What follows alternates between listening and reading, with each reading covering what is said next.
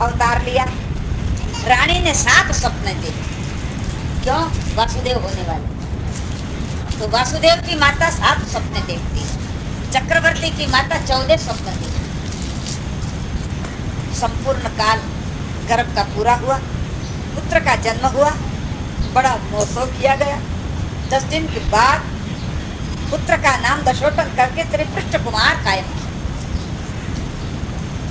इधर क्या बना होता था?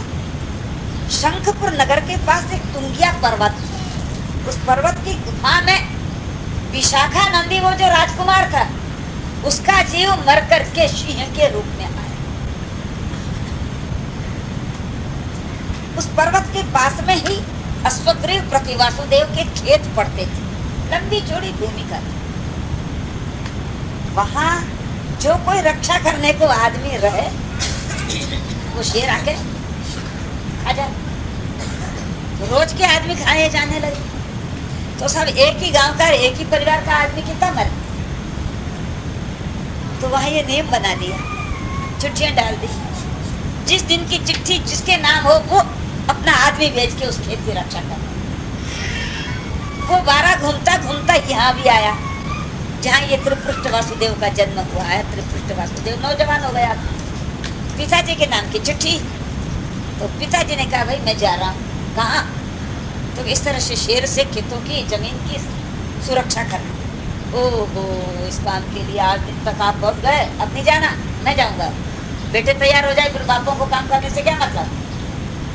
सब खुद बेटे होते हैं, बापों का बोझा उतार लेते हैं। चला गया, साथ में एक व्यक्ति को ले गए, रथ में बैठ के गए। शाम को पहुंचे, उन्होंने कहा जी रात को शेर किधर से आता है, वो शेर किधर रहता है? तो सबने कहा, साहब देखो वो पहाड़ है, उस पहाड़ की एक गुफा है, उस गुफा के अंदर वो शेर रहता है। उन्होंने कहा रात की बात कौन देखे, मुझे तो अभी बता।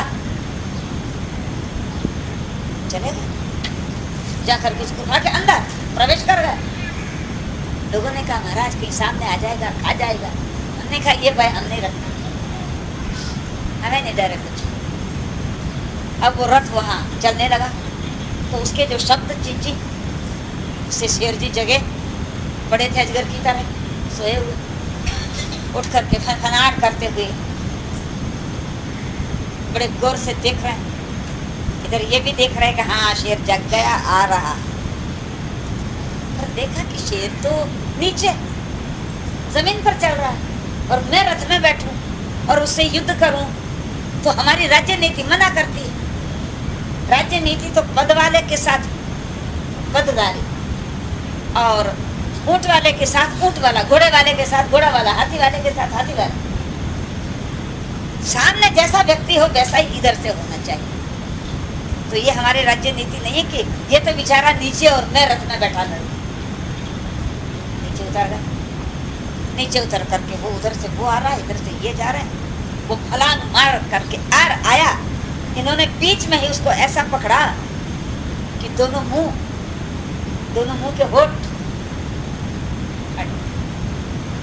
दो विभाग से कर दिए। अब क्या करना, गिरा दिए नीचे। अब उसकी कहाँ ताकत कि वो उठे और अभी फलांग मारे। बड़ा बड़ा टसाक टसाक कर रहा है और बड़ा गुस्सा चढ़ रहा है, मन में ऐसी आ रही है कि अभी उछल करके इसको मार डाले। पर अब उछलने की ताकत नहीं रह गई, क्योंकि उसके शरीर के टुकड़े जो हो रहे हैं। सारथी साथ में था, तो ये तो उसको मार के निकल गए। सारथी पीछे है ना, रथ लेकर के आ रहा है, लौट रहा करके। तो उनने उस पे कहा, हे बनराज, जैसे तू बनराज है ऐसे ये नरराज है। तेरा जो कुछ भी पराजय हुआ है मामूली आदमी के हाथ से नहीं हुआ है, नरराज के हाथ से हुआ है। तो बराबरी वाले से जो पराजय होवे उसमें दुख करने की जरूरत नहीं होती। छोटे से यदि बड़े का अपमान हो, पराजय हो, तो दुख होता है। बराबरी वालों के में तो ऐसा ही हुआ करता, कभी कोई जीते और कभी कोई जीते। इसलिए तू शांति रख, मन में ये कुछ घबराहट मत कर, क्रोध शांत कर दे, और बड़े से बड़े व्यक्ति के हाथ से तेरा काम हो जाए। तो वो बड़े ठंडे शब्द बोले, मीठे शब्द बोले, तो इसको अच्छे लगे। तो इसके ऊपर थोड़ा सा स्नेह भाव रहा, और महावीर के जीव के ऊपर द्वेष भाव रहा। क्योंकि उन्होंने उनके साथ में क्या किया। ये जो मारने वाला है ना, ये कौन है? महावीर स्वामी का जीव है। उनके ऊपर क्या हो रहा है? द्वेष भाव। और इनके ऊपर रसार्थी के ऊपर आया प्रेम भाव, क्योंकि वो बड़े प्रेम से बुलाया। तो दिल का प्रतिबिंब दिल के साथ जुड़ जाता है। इसलिए अपना प्रेम सभी के ऊपर बरसाते रहो। इतना बरसाने पर भी कोई द्वेष रखे तो समझ लेना कि पूर्व का कोई ऐसी पड़ेगी, अथवा उस आत्मा की बुद्धि जो है कुछ कमजोर, कि जिससे वो अच्छाई का बदला बुराई में दे रहा है।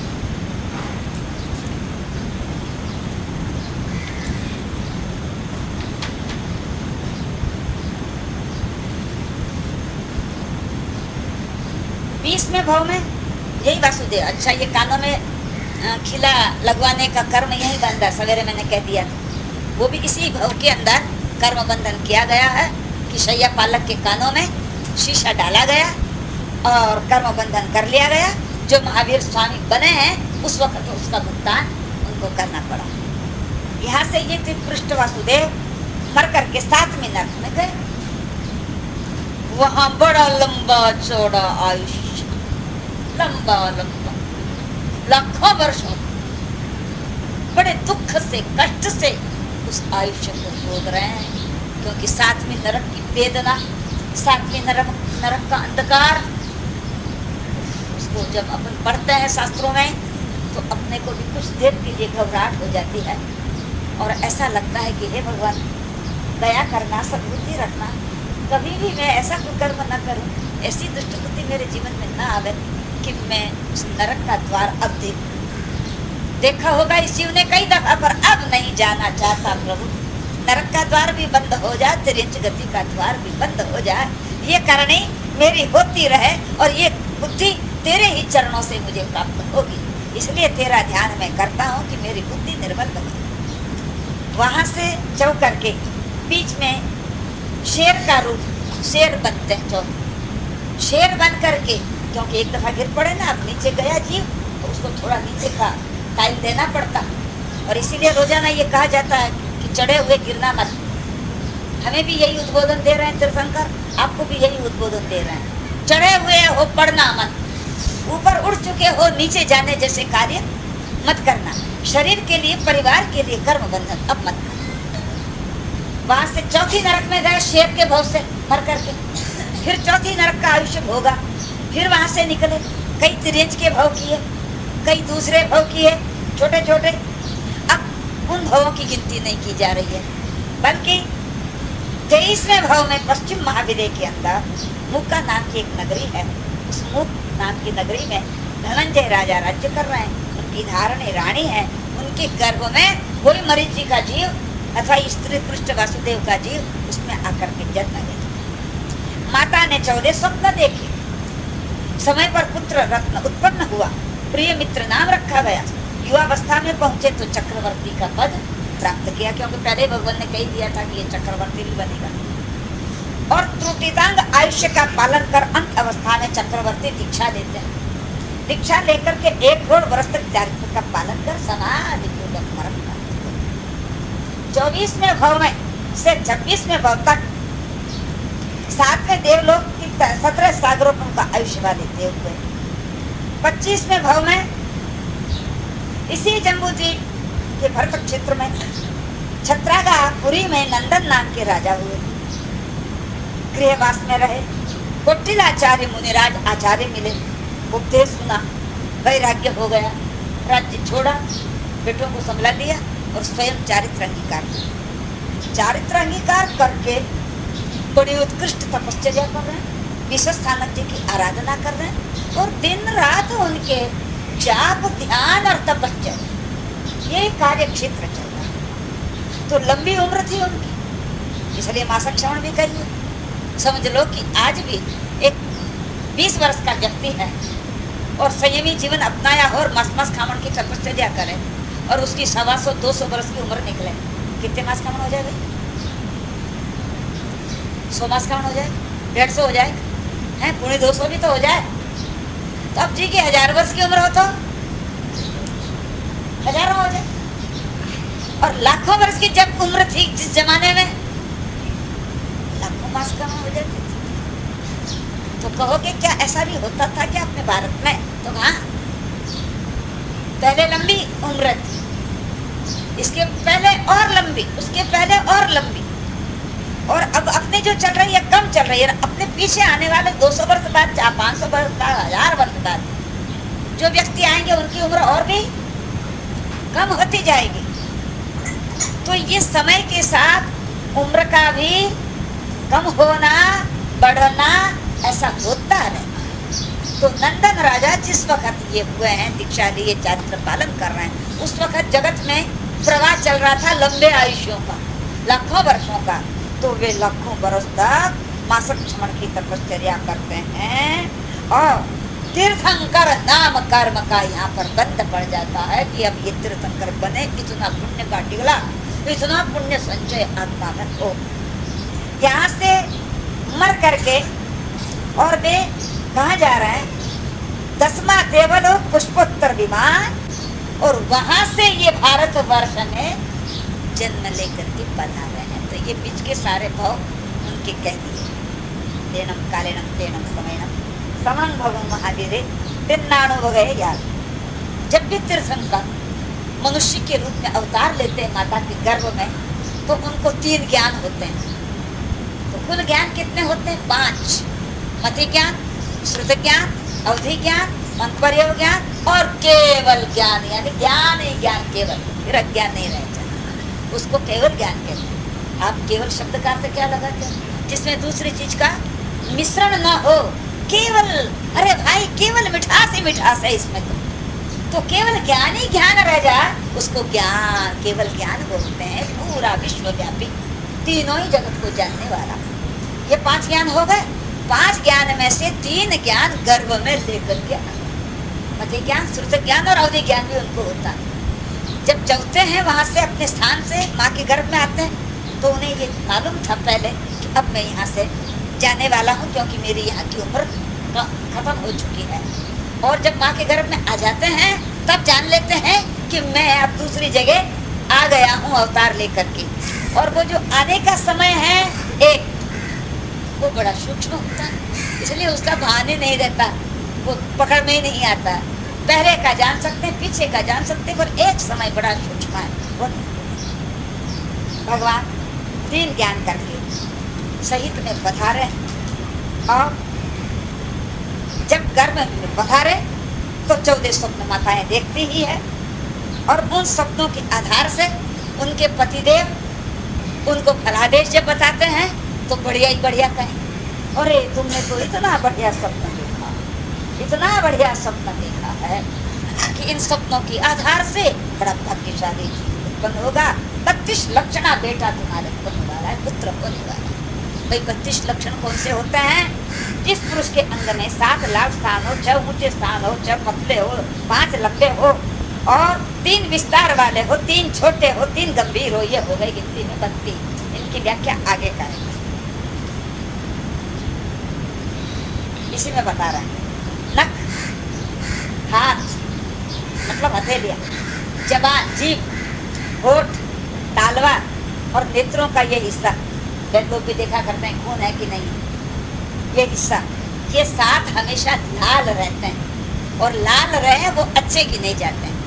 काले वर्ण के हो गए तो अच्छे नहीं गिने जाते, और सफेद होते हैं तो भी अच्छे नहीं गिने जाते। वैसे भी खून की कमी गिनी जाती है। बगल, ठुड्डी, नाक, नख, मुख और हृदय, ये 6 ऊंचे हो रहते, उन्नत रहते हैं, चिपटे नहीं रहते। दांत, केश, अंगुली के पेरवे, चमड़ी, नख, ये 5 पतले होते हैं भाग्यशाली पुरुषों के, मोटे मोटे नहीं होते। नेत्र, वक्षस्थल और नाक, दाढ़ी, भुजा, ये 5 लंबे होते हैं भाग्यशाली। ललाट, स्वर और मुख, ये तीनों विस्तृत होते हैं, फैले हुए होते हैं, विशाल रहते हैं। जंघा, लिंग, गर्दन, ये 3 छोटे होते हैं। स्वर, नाभि, धैर्य, ये 3 गंभीर होते हैं। ये 32 लक्षण पुरुषों के बतला दिए गए। 108 अंगुल जिसका प्रमाण है, वो भी अच्छा गिना गया है, उन्नत गिना गया है। अर्धहार जितना, कहीं मानव पेट भी कहा गया। तो वो उसका एक को जल भरते हैं, फिर उसमें उस व्यक्ति को बैठाते हैं, पानी माप से भरा, फिर पानी बाहर कितना निकल गया, फिर उस पानी को तोलते हैं। तो उस पानी का माप जो है 256 पल जितना निकले तो समझे कि ये मानव पेट है। शरीर का तोल करने पर आधा भार जितना तोल निकले उसको हम मानव पेट कहते हैं। ये पुराने जमाने के मानव माने। ये भी याद रखना कि तोल माप जो कुछ है ना वो सदा एक से नहीं चलते।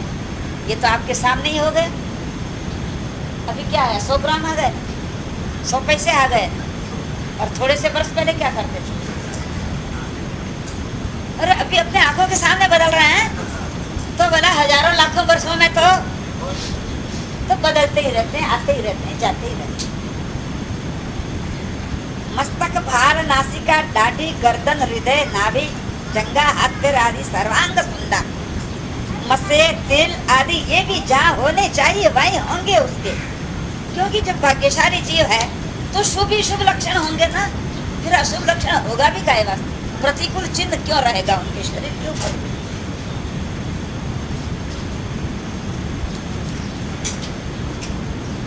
अरहंत भगवान महावीर स्वामी के शासन में जब भी पर्युषण पर्व आते हैं, कल्पसूत्र बांचते हैं, और उसमें पहले अधिकार में जिन चरित्र बांचा जाता है, ये महावीर स्वामी का जीवन चरित्र चल रहा है। उसके बाद में दूसरे तीर्थंकरों का भी जीवन चरित्र आ जाएगा।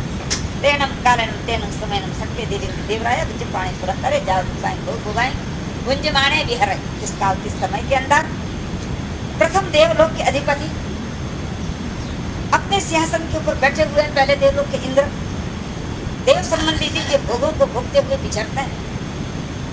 इंद्र के अलग अलग नाम भी होते हैं।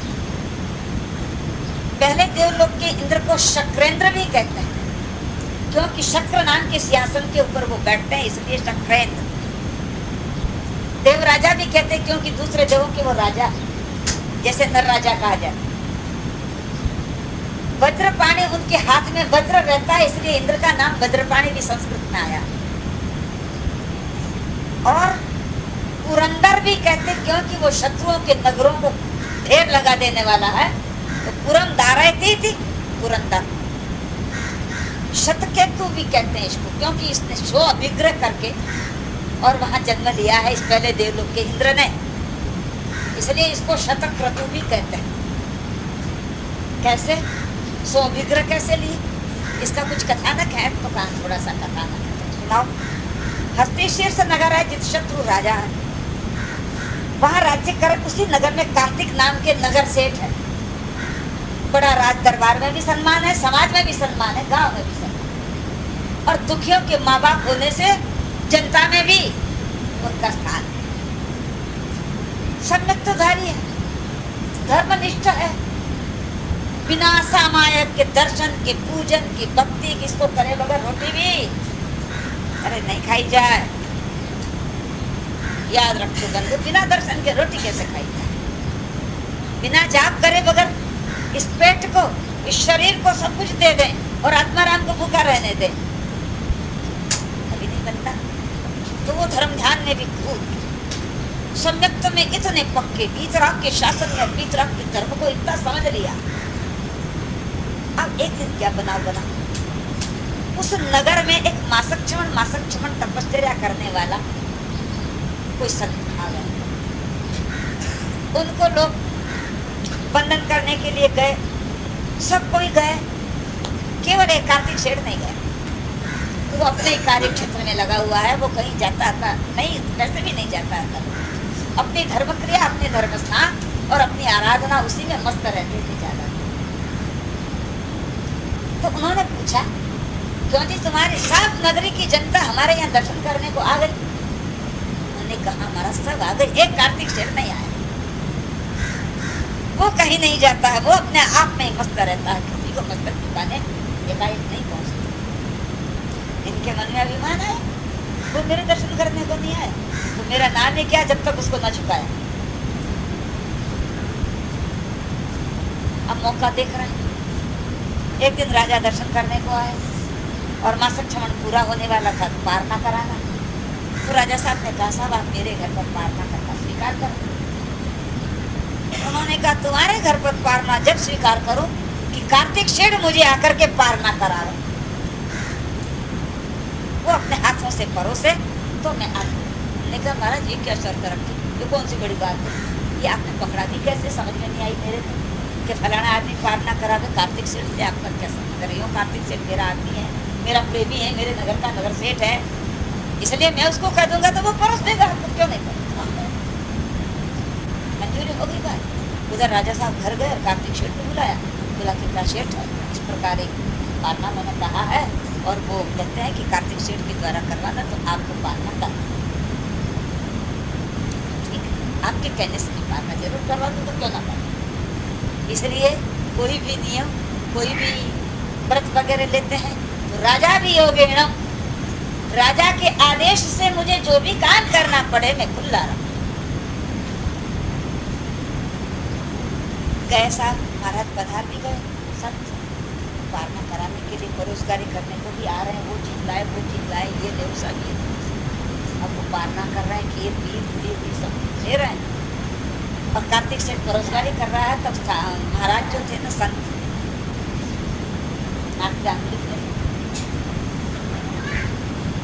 और उसे बता रहे हैं कि तेरा नाक कट गया, तू बंधन करने को नहीं आया, पर मैं तेरे हाथ से परोसगारी तक करवाई। कार्तिक सेठ देख भी लिया, मन में समझ भी लिया, चुपचाप कुछ नहीं। उन्होंने कहा भैया ये बोलने का वक्त नहीं, कोई ऐसे मौके भी होते हैं कि जहाँ भी जाना पड़ता है। आना निकल गया, घर पे आ गया, किंतु आत्मा में दर्द, चोट लगी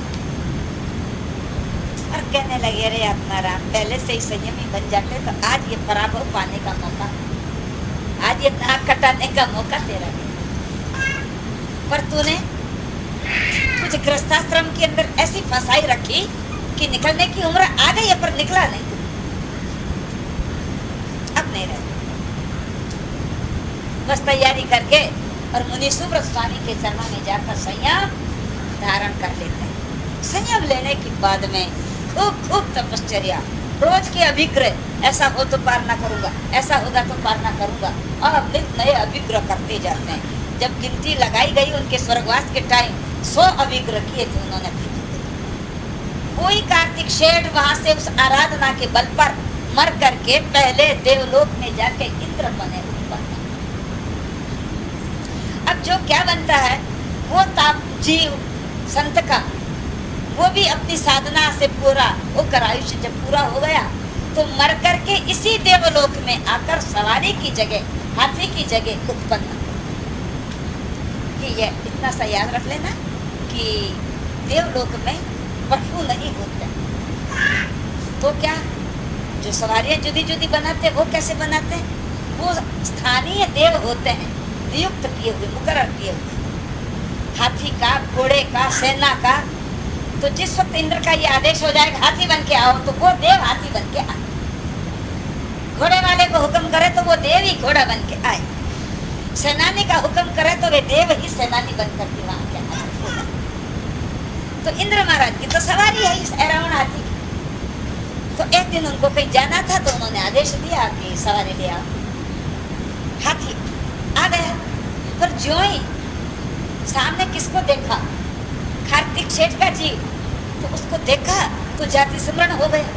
जाति स्मरण हुआ तो जाना अरे ये तो वो है कार्तिक शेठ। तो भला इसको मैं अपने ऊपर कैसे बैठाऊं पीठ पर? उसे जरा वैसा लगा कि ना, इसको मैं अपने पीठ के ऊपर नहीं बैठाऊं, मैं इससे बड़ा हूं। पर यहाँ ये बड़ा हो गया तो क्या करना?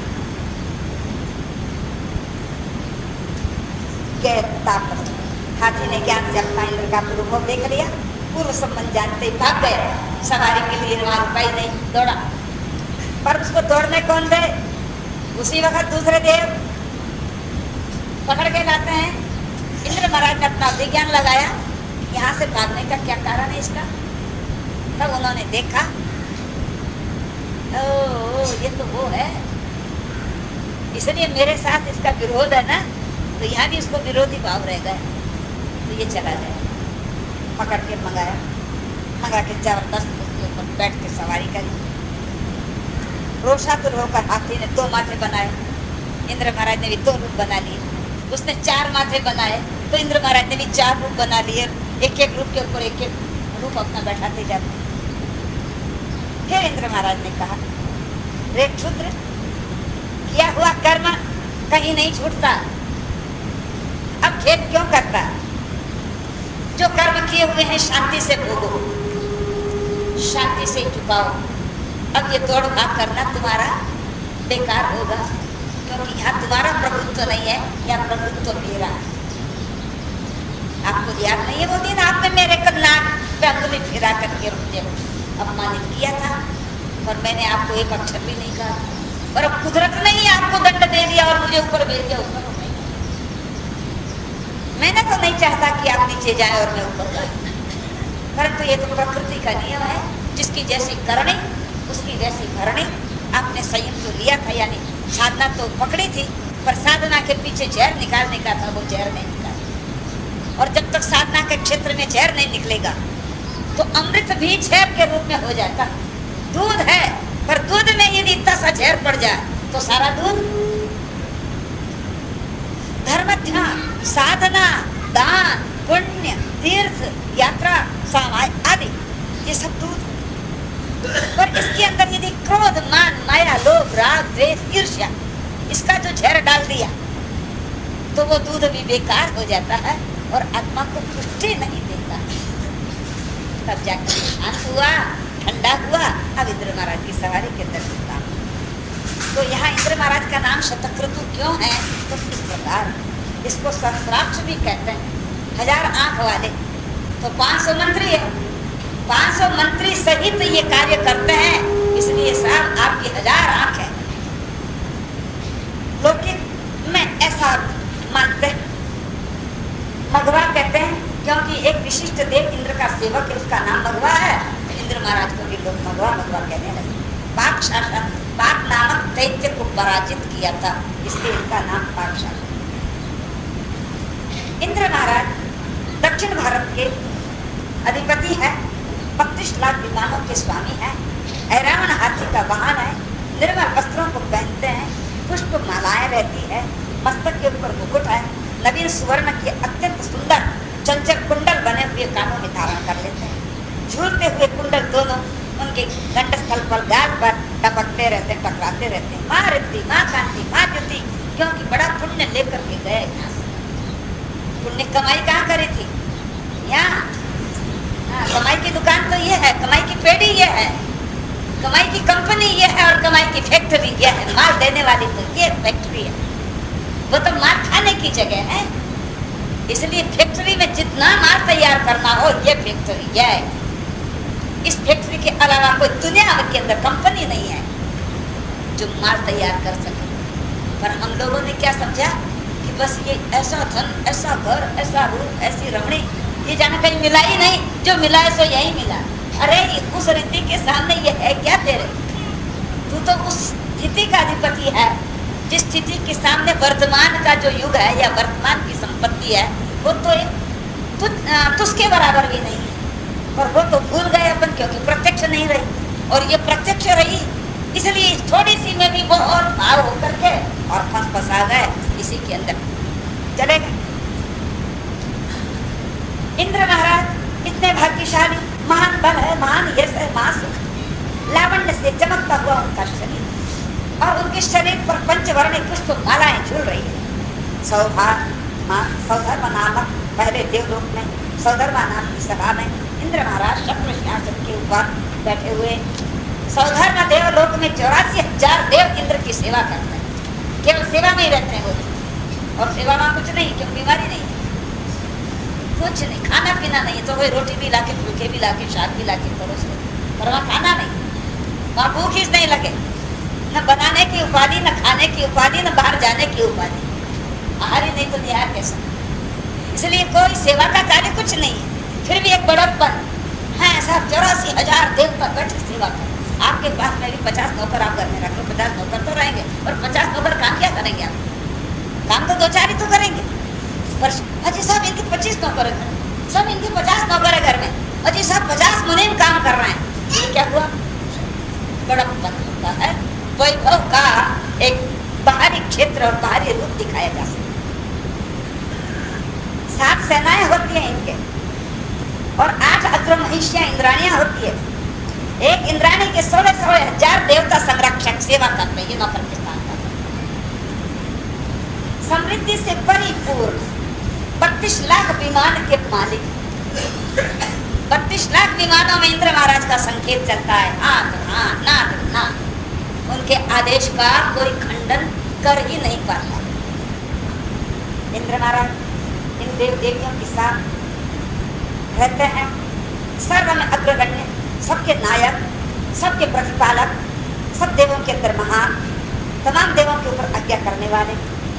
तंत्री, वीणा, ताल, कसार आदि हर वक्त बज रहे हैं, नाटक हो रहे हैं, ड्रामा हो रहे हैं, और इंद्र महाराज मखमल की गद्दों पे उस यात्रा के ऊपर बैठे बैठे देख रहे और करे भी क्या। काम का दुकान नहीं, सर्विस नहीं, अपने घर के राजा, जाना कहाँ तो टाइम किसमें पूरा करना, सामायिक नहीं, प्रतिक्रमण नहीं, साधुपना नहीं, 12 व्रत नहीं, श्रावण धर्म नहीं, तो समय को क्या करें, कुछ नहीं, बस बैठे रहो और नाचा खेल तमाशे देखते रहो, बातें करो। इसलिए महावीर ने कहा कि भाई ये सब मैंने अनुभव कर लिया, धर्म करने की कोई अवस्था मिली है, घड़ियां मिली है तो यही मिली है, और सेवा करने की भी घड़ियां मिली है तो यही मिली है। वहाँ सेवा भी किसकी करे, धन तो बहुत है, पर दे किसको, वहाँ कोई गरीब नहीं है, वहाँ कोई बीमार नहीं है, वहाँ कोई पढ़ने वाला नहीं है, वहाँ कोई भूखा प्यासा नहीं है। अब बोलो किसको क्या देना, ये तो जहाँ जरूरत है वहाँ जरूरत के लिए देना है, तो वहाँ कोई भाग्यशाली हो तो दे दे, और किसी भाग्यशाली के मन में दया नहीं, करुणा नहीं, उस मट्टी को पहचाना नहीं कि ये मट्टी तो यहाँ छोड़ जाऊंगा और मट्टी से काम करूंगा, वो कुछ ले जाऊंगा, ये इतना विवेक नहीं हो तो बस वो कुछ भी कमाई करे नहीं, वो मट्टी ने ठेपड़ी दे दे करके जोड़ करके गिन करके बांध करके रखता जाए और एक दिन उठ के चला जाए। और क्या पहरेदार है वो, चौकीदार समझना चाहिए, मालिक नहीं समझना चाहिए उसको। चौकीदार क्या करता है, ट्रस्टी क्या करता है, जो चीज है उसको संभाल के रखता है। तो आपने भी अपने धन को संभाल करके रखा और खर्चा नहीं, तो चौकीदार और ट्रस्टी समझ लेना चाहिए। मालिक तो है नहीं, मालिक तो वो है जो उसका उपयोग करे, उसके ऊपर अधिकार जमावे, उस चीज को काम में दे। शास्त्रकार कहते हैं सही, ये दृष्टांत आ रहे हैं, आते हैं, वो हम लोग थोड़ा सा याद कर लेते हैं कि हाँ ये भी है, ये भी है। तो नाटक हो रहे हैं और दिव्य भोगों को भोगते हुए सौधार्मेंद्र प्रसन्नता से रहते हैं। जम्बू द्वीप के ऊपर एक दिन नजर जा रही है, मृत्यु लोक को देख रहे हैं। देखने के साथ में क्या देखा, अवधि ज्ञान से श्रवण भगवान महावीर स्वामी भारतवर्ष में अवतीर्ण हो गए, अवतार ले लिए। बड़ी खुशी हुई, आनंद हुआ, मस्तक के दोनों हाथ लगा करके नमस्कार किया और अंजलि करके इस प्रकार बोलने लगे। वहीं से अब कैसे बोल रहे हैं, वो अपने सिंहासन से क्या कर रहे हैं, नीचे ऊपर बैठे हुए ना, और भगवान को वंदना कर, किधर कर रहे हैं वंदना, ये भी समझ लेना। जैसे मैं यहाँ बैठी और जयपुर किस दिशा में, उत्तर दिशा में, और उत्तर दिशा में समझ लो कि जयपुर में भगवान महावीर स्वामी पधारे या कोई संत पधारे, और मुझे मालूम होते ही वो इस तरह हराने देंगे, भगवान पधारे विराजमान है आज। मैं यहाँ से उतर करके इसी दिशा में 2, 4, 10, 5 कदम जाकर लक्ष्य मेरा वहां है, और उसी महान विभूति को मैं यहाँ रही हुई क्या करूं। जैसे कि आप लोग पूर्व दिशा में श्रीमंद्र स्वामी को क्या करते हो, नमस्कार करते हो ना, यहीं से तो कहाँ है श्रीमंद्र स्वामी, तो सब पूर्व दिशा में है, इसलिए हम पूर्व दिशा की तरफ वंदना करें। भगवान का बिंब यहाँ विराजमान है, शांतिनाथ स्वामी, अपन ने इनको वंदना करी, शांतिनाथ भगवान का स्तवन बोला, नमोत्तम बोला, वंदना कर। कहाँ विराजमान है शांतिनाथ स्वामी, मोक्ष, हमारी वंदना कहाँ पहुंची, कहाँ जाएगी, जहाँ वो है जहाँ जाएगी और कहाँ जाएगी। जिस व्यक्ति को हम नमन कर रहे हैं, तो जो व्यक्ति जहाँ है वहां हमारा नमस्कार,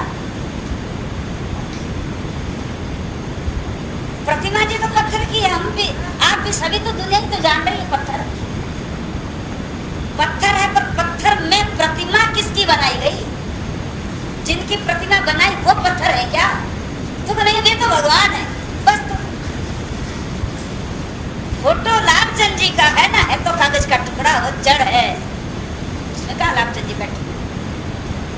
अरे लाभचंद जी कैसे नहीं बैठे? उनकी आकृति जो कर दी, जब आकृति उनकी आ गई है, भाव उनका ले लिया गया कि ये लाभचंद जी है, ये श्री कृष्ण है, ये अमुक है, तो भाव किसका लिया गया? फोटो सब जड़, माला जड़, प्रतिमाएं जड़, मंदिर जड़, थानक जड़, मस्जिदें जड़, और माला करो ये क्या है? जड़ है, चेतन है, सब जड़ ही जड़ है। फोटो जड़, मूर्तियां जड़, पर जिनके फोटो है, जिनकी मूर्तियां हैं, वे जड़ नहीं। बस याद रखो, आएगा ना? मेरा फोटो है ना, आपने लिया, फोटो जड़ है, उसमें जीव नहीं जड़ रही, पर मेरा लिया है ना, तो मैं जड़ नहीं हूँ बाबा, मैं तो जीव हूँ। तो तीर्थंकर भगवंतों को हम नमन कर रहे हैं हमारे। यहाँ इंद्र महाराज सिंहासन से नीचे उतर के सीधे उतर गए, जिधर महावीर स्वामी जिस दिशा में जन्म लिया, अवतार लिया, भी जन्म नहीं लिया, वहां पहुंचे, उत्तरासन करते हैं। पहले अपने भी हरिवास था कि मंदिर वगैरह जाते, थानक वगैरह, दुपट्टा रहता था और 5 कपड़े पहन के जाते।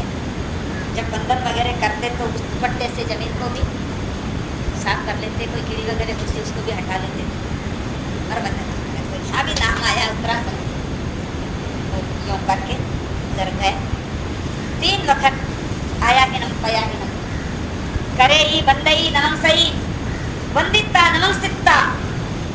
3 वक्त आया हिनम पया नम करके बंधन किया, बंधन करके नमोद्धूणम अर्हंताणम भगवंताणम आयराम तीर्थयराम स्वयं संगुप्ताणम पुरेशोत्तमाणम पुरेशसिंहाणम पुरेशरपुंडर्याणम पुरेशरगंधहत्थीणम लोगोत्तमाणम लोगनहाणम लोगहियाणम लोगपैवाणम लोगपज्जोगराणम अभयदयाणम चक्षुदयाणम मग्गदयाणम शरणदयाणम जीवदयाणम गोपीदयाणम धम्मदयाणम धम्मदेशयाणम धम्मनायगाणम धम्मसारगीणम धम्मवरजाउरंत चक्रवर्तीणम अप्पडिहय दीवोत्ताणम शरणगैपैठा अप्पडिहय वरदाणम दंसनधराणम वियट्टछौमाणम चिन्नाणम जावयाणम तिन्नाणम तारयाणम बुद्धाणम गोहयाणम पुत्राणम गोहगाणम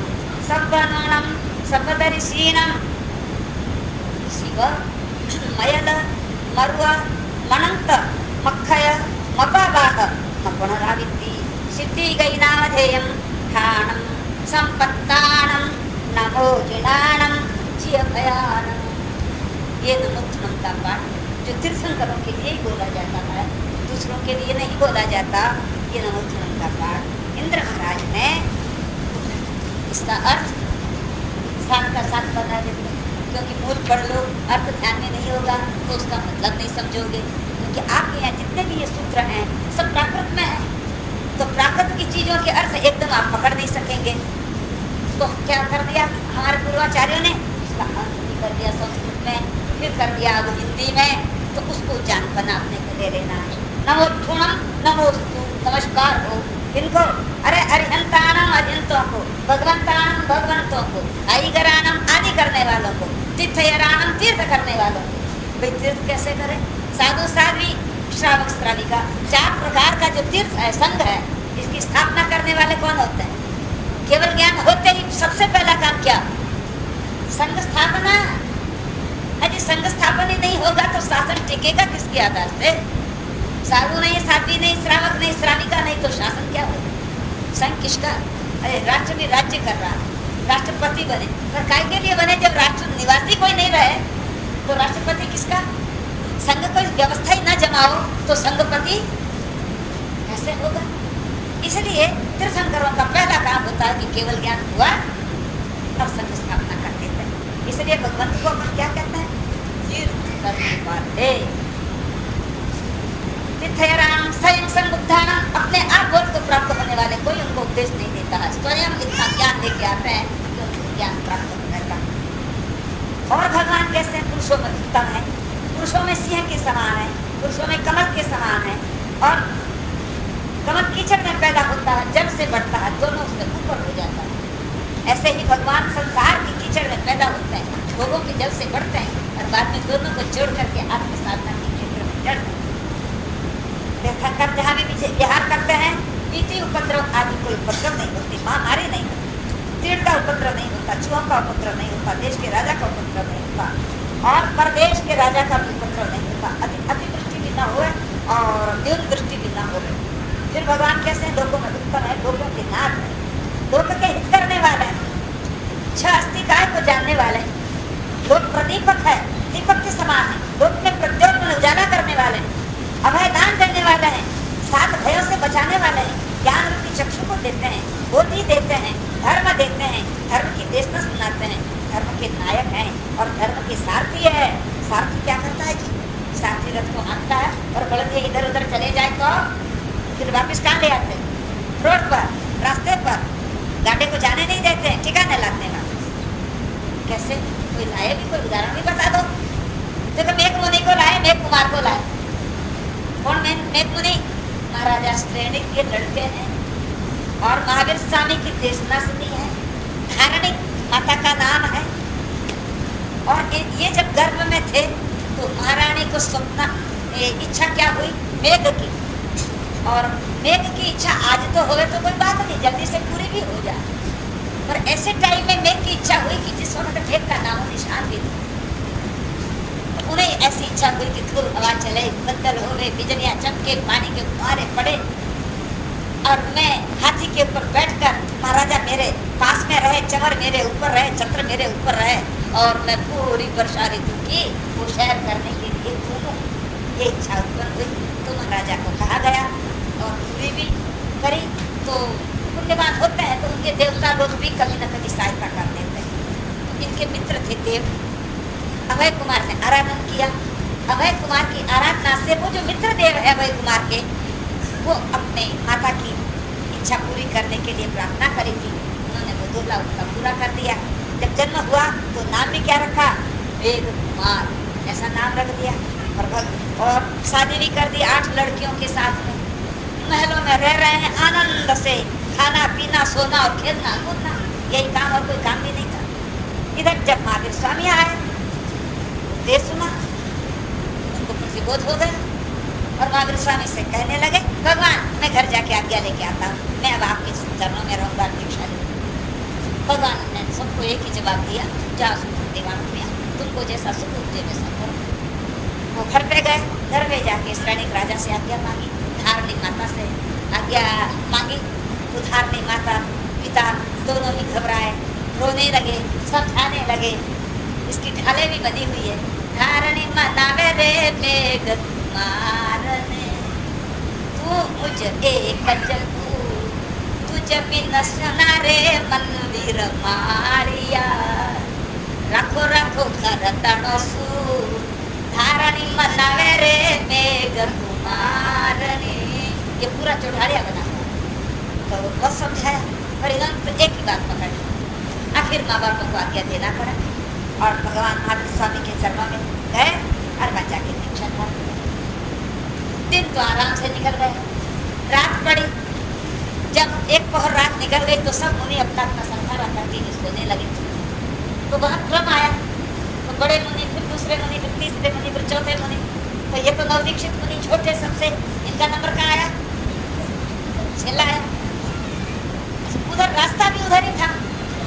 तो वे मुनिराज जब रात को जावे बाहर, तो वहीं से जा, तो उनकी ठोकर भी लग जाए अंधेरे में, पाँव भी लग जाए। तो रात भर इधर तो एक तो मखमल के गद्दों पे सोने वाले, और आज जमीन पे सोए हुए, बिछाने को कुछ नहीं, एक समझा दिया। उधर तो ये नींद नहीं आ रही है, ये आंगना चुभ रहा है। उधर वो आते हैं और जाते हैं, तो नींद नहीं आ रही है। करना क्या?